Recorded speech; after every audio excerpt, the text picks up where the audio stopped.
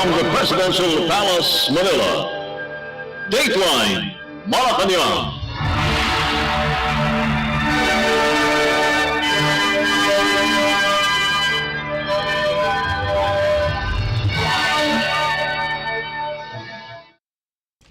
Good day, this is Dateline Malacañang, and here are the news. On the top story, Philippine President Ferdinand R. Marcos Jr. on Wednesday extended his heartfelt gratitude and thanks to Indonesian President Prabowo Subianto and the Indonesian government for their goodwill as overseas Filipino worker or OFW Mary Jane Veloso is coming home. In a social media post, the president said this outcome is a reflection of the depth of the Philippines' partnership with the Indonesia, united in a shared commitment to justice and compassion. Veloso has been arrested in 2010 on drug trafficking charges and has been sentenced to death. The chief executive said that through diplomacy and consultations with the Indonesian government, the Philippine government managed to delay Veloso's execution long enough to reach an agreement to finally bring her back to the Philippines. On Friday, the Department of Foreign Affairs or DFA has confirmed that the Philippines and Indonesia are talking to come up with a mutually agreed solution in the case of Veloso. The confirmation came after Indonesia said it would consider transferring Veloso to a Philippine prison upon the country's request. In an interview, Foreign Affairs Undersecretary for Migration Eduardo Jose de Vega said they hope that they will come up with a mutually agreed solution which will be to the utmost benefit for Miss Veloso and her family. Veloso was jailed in 2010 and was sentenced to death in the same year after 2.6 kilograms of heroin was found in her suitcase. She was given a last-minute reprieve in April 2015 when Manila informed their counterparts in Jakarta that her recruiters had surrendered. At that time, 8 other drug convicts, 7 foreigners, and 1 Indonesian were executed by firing squad. On November 11, Indonesia's Coordinating Ministry for Legal, Human Rights, Immigration, and Correction said Jakarta is currently considering prisoner transfer for foreign inmates, including Veloso, in line with requests from the inmate's home country. Dateline Malacañang. Philippine President Ferdinand R. Marcos Jr. on Wednesday expressed hope that peace will once again reign over Ukraine as Russia's full-scale invasion reached its 1,000th day. In a statement posted on social media, the president recounted his meeting with Ukraine President Volodymyr Zelensky in June. Zelensky visited Manila on June 3rd and met with President Marcos in Malacañang. The Ukrainian president thanked President Marcos for the Philippines' support and recognition of Ukraine's sovereignty. Ever since the war between Moscow and Kiev broke out more than 2 years ago, Manila has voted in favor of the 6 resolutions of the UN General Assembly Emergency Special Session on Ukraine and has consistently supported Kiev's sovereignty, independence, and territorial integrity. The chief executive said Ukraine is a valued partner of the Philippines and relations between both nations and continue to go from strength to strength. Russia launched in February 2022 a full-scale invasion of its neighbor Ukraine, setting off one of the bloodiest and most destructive conflicts since the Second World War. Dateline Malacañang. Being the center production of Abaca, Philippine President Ferdinand R. Marcos Jr. assured residents of Catanduanes province that the national government will help in the rehabilitation of Abaca, which is one of the most severely impacted industries during the onslaught of Super Typhoon Pepito. In a situation briefing in Catanduanes, the president said the biggest problem left by the typhoon was agricultural damage, and the government needs to study on how to revive and strengthen the abaca industry in the region. The chief executive said one of the first steps the government will undertake is a distribution of reconstruction materials. According to President Marcos, the Department of Agriculture or DA is already assessing the extent of damage to the local abaca industry and studying on a proper way to address the needs of the industry. President Marcos Jr. tasked the DA and the Department of Labor and Employment or DOLE to coordinate in the recovery initiatives such as implement Cash for Work program for farmers and also for abaca replanting efforts. To recall, the production of abaca is one of the largest industries in Catanduanes which farmers depend on for livelihood, as well as fiber producers who depend on this industry. Dateline Malacañang. Philippine President Ferdinand R. Marcos Jr. spoke to United States or U.S. President-elect Donald Trump over the phone on Tuesday morning, where they discussed the long-standing alliance between their two countries. In a media interview during his visit to typhoon-hit communities in the province of Catanduanes, the president said he expressed to Trump the Philippines' openness to further deepen relations with its oldest and strongest military ally. The chief executive said he also expressed his intention to meet with Trump as soon as possible. President Marcos Jr. added that he told Trump that Filipinos in the U.S. voted overwhelmingly in his favor. Trump is set for his second term as U.S. president after winning the recently held elections.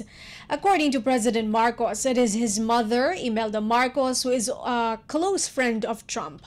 Although the Philippine president said he did not talk about the fears of a mass deportation of undocumented immigrants in the U.S.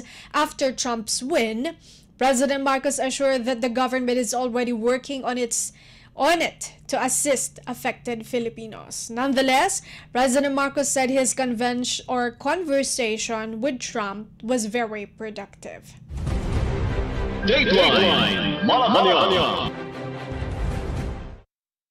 Malacañang has certified as urgent bill the proposed 6.352 trillion pesos 2025 national budget. Senate President Cheese Escudero received the urgent bill certification, which was signed by President Ferdinand R. Marcos Jr. Now that there is an urgent bill certification, if the measure is approved on second reading, there is no need to wait for the 3-day rule to pass the bill on third and final reading. On Tuesday, the Senate targeted to finish the plenary deliberations on the proposed 2025 budget. Once finished, the measure will undergo a period of amendments and is expected to be passed on second and third reading by next week. The measure will then go through the bicameral conference committee to reconcile the Senate and House of Representatives version of the bill. Dateline Malacañang. United States Defense Secretary Lloyd Austin III on Tuesday said the U.S. will provide additional T-12 unmanned surface vessels to the Philippines. Austin made the announcement when he visited the headquarters of the Armed Forces of the Philippines Western Command or AFP Westcom in Puerto Princesa, Palawan Province. According to Austin, he himself witnessed the Philippine Navy use the T-12 unmanned surface vessel. Austin said, expect that more vessels of this will arrive in the coming days. He said, U.S. asset was given to the Philippines through the U.S. Foreign Military Financing Initiative. Austin emphasized that the sea asset will help the Philippines protect its sovereign rights in the country's exclusive economic zone or EEZ in the West Philippine Sea. Dateline Malacañang. In other news, the Philippine Department of Education or DepEd has formulated a 5-point agenda aimed to address major issues in the Philippine basic education system. In a news release, the DepEd said a strategic plan is anchored on the directive of Philippine President Ferdinand R. Marcos Jr. to ensure an enabling learning environment, the welfare of teachers, the well-being of learners, an efficient learning delivery in all its forms, and a future-ready workforce. It noted that student learning losses were reflected in poor test performance in the recent Program for International Student Assessment, or PISA, among other academic metrics, wherein it showed that 9 out of 10 Filipino learners are unable to read or comprehend simple text. DepEd also highlighted the value of addressing the issue of teacher shortage and improving working conditions, including reviewing policies and responses affecting educators, such as during calamities and emergencies. Education Secretary Sunny Angara said a priority agenda will be pursued with urgency through the remainder of this year. Dateline Malacañang. Still on DepEd, the Department of Education, or DepEd, has directed all its offices and schools to do away with grand celebrations of Christmas parties in the aftermath of the successive typhoons that battered parts of Luzon. This complies with Philippine President Ferdinand R. Marcos Jr.'s directive to government agencies to show solidarity with all calamity-hit Filipinos after 6 typhoons hit the Philippines in less than a month. Both regional and division offices are tasked to ensure strict compliance with the Chief Executive's directive. DepEd offices and schools were also instructed to conduct donation drives in affected areas with savings from minimal Christmas party celebrations. Dateline Malacañang. The Philippine Department of Information and Communications Technology, or DICT, began the emergency procurement process to repair all relevant infrastructure damaged by Super Typhoon Manyi, or Super Typhoon Pepito, international name Manyi. The ICT Assistant Secretary for Legal Affairs, Renato Paraiso, said DICT Secretary Ivan Uy made the order on Monday evening. To date, the DICT has deployed emergency response vehicles and they recently procured comms box in areas affected by the typhoon. A comms box is a portable, all-in-one satellite communication system specifically designed for rapid deployment in disaster roads or zones, made by Stellar Z Solutions Incorporated and Pacific Broadband Satellites. Each unit is pre-configured, solar-powered, requires minimal setup, and is sealed in a fire and water-resistant container. Meanwhile, Paraiso said the National Telecommunications Commission, or NTC, is monitoring the service of mobile network operators and tasked them with repairing their affected lines. Paraiso assured the DICT would support Philippine President Ferdinand R. Marcos' order to government agencies to refrain from lavish Christmas parties in solidarity with those affected by the recent typhoons. Paraiso cited the DICT's National Fiber Backbone Project, with the project's Phase 1, a 1,245-kilometer cable network from Lawag, Ilocos Norte to Roses, Quezon City is completed. Funding for the project's phases 4 and 5 has also begun, with a loan from the World Bank already secured. The project's phases 2 and 3 will connect Luzon to Visayas, while phases 4 and 5 will connect most of the Visayas to Mindanao. All 6 phases of the project are planned to be completed by 2028 by the end of Marcos's term. Dateline Malacañang. The Philippine Department of the Interior and Local Government, or DILG, announced a total of 714 local government units, or LGUs, across the country have qualified for the 2023 Seal of Good Local Governance, or SGLG, for complying with standards of efficient leadership and outstanding public service. In a statement, the DILG said the 714 LGUs was the highest number of awardees in the history of SGLG. The 714 LGU awardees are composed of 41 provinces, 96 cities, and 577 municipalities. A total of 22 LGUs are 8-time winners, while 135 are SGLG first-timers. Among all the regions of the country, Region 3 Central Luzon garnered the highest number of SGLG winners with 106, followed by Region 1 Ilocos Region with 83, and Region 6 Western Visayas with 62. The SGLD is an institutionalized recognition-based program for excellent governance by LGUs. All LGU awardees shall receive an SGLG marker and SGLG incentive fund to finance local development initiatives that can further national goals and strategic thrusts. The DILG emphasized that this year's assessment has been upgraded to include more outcome-based criteria to distinguish and incentivize good performance that meets the demands of public accountability and reform.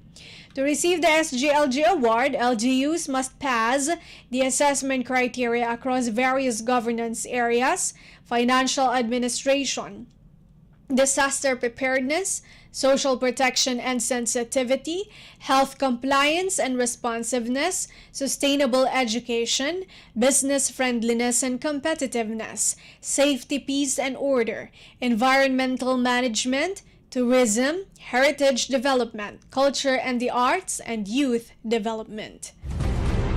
Dateline Malacañang.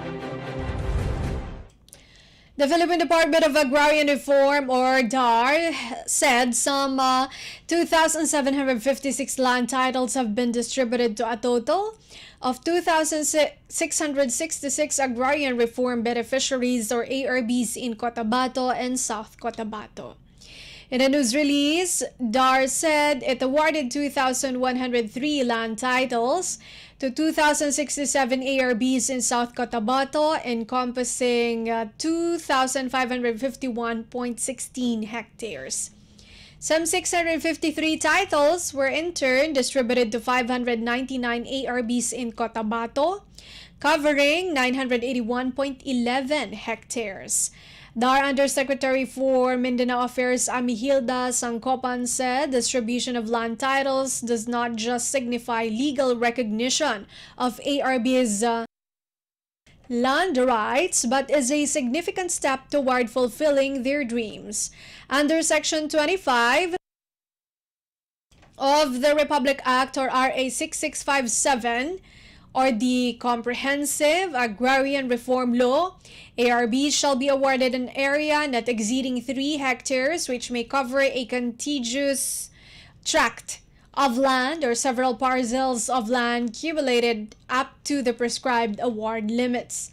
Distribution of certificates of land ownership award, or CLOAS, to landless farmers is part of DAR's efforts under the Comprehensive Agrarian Reform Program, or CARP, and the support to parcelization of lands for individual titling, or SPLIT project.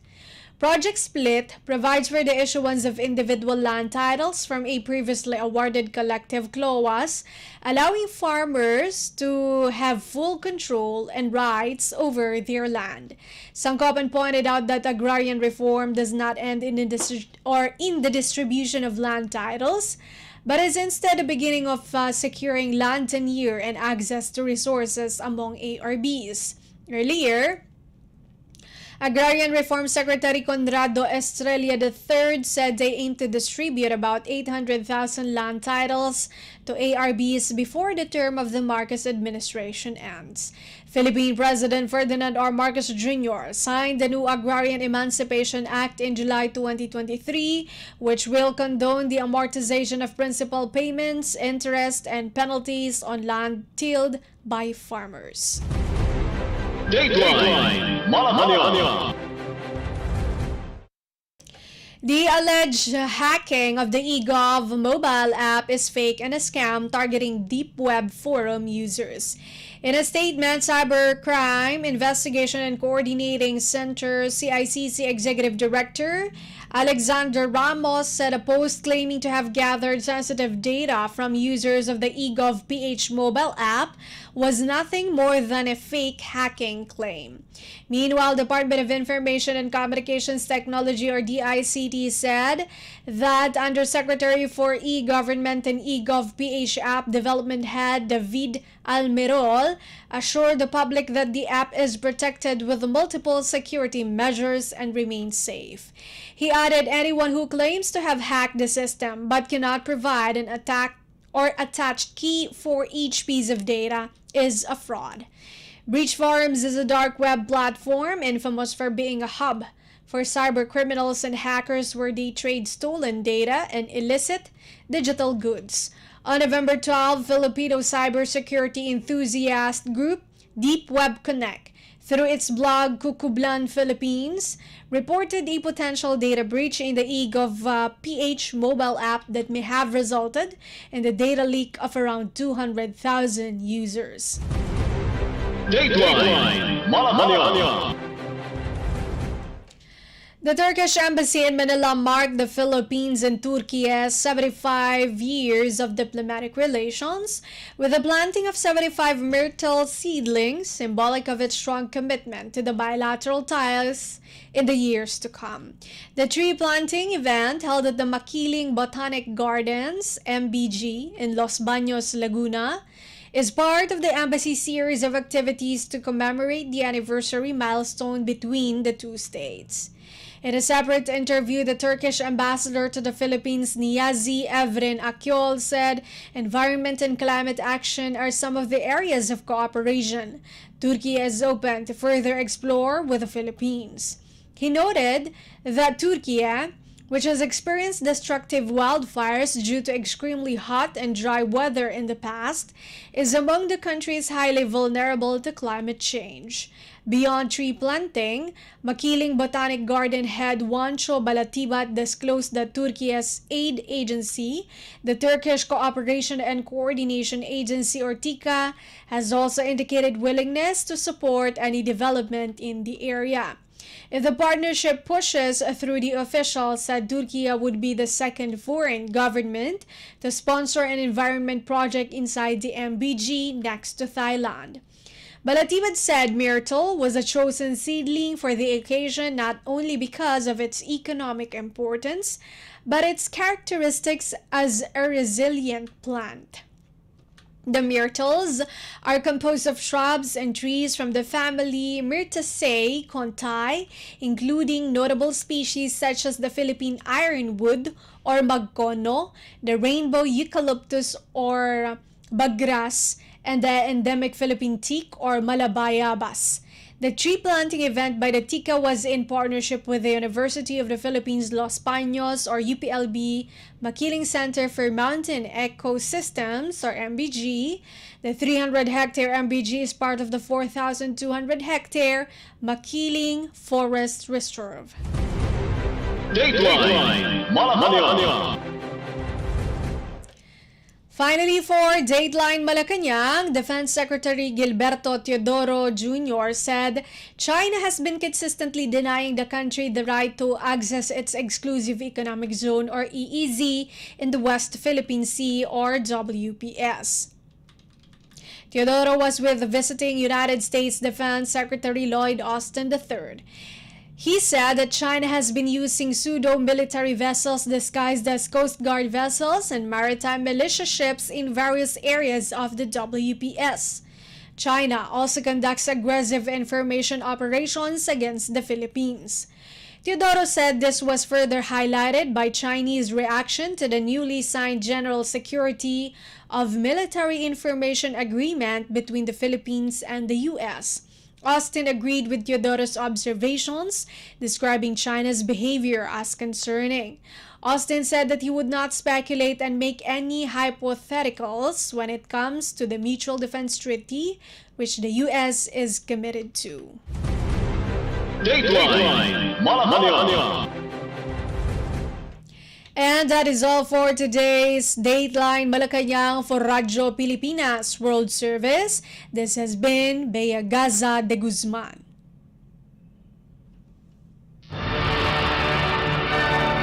From the Presidential Palace, Manila. Dateline Malacañang.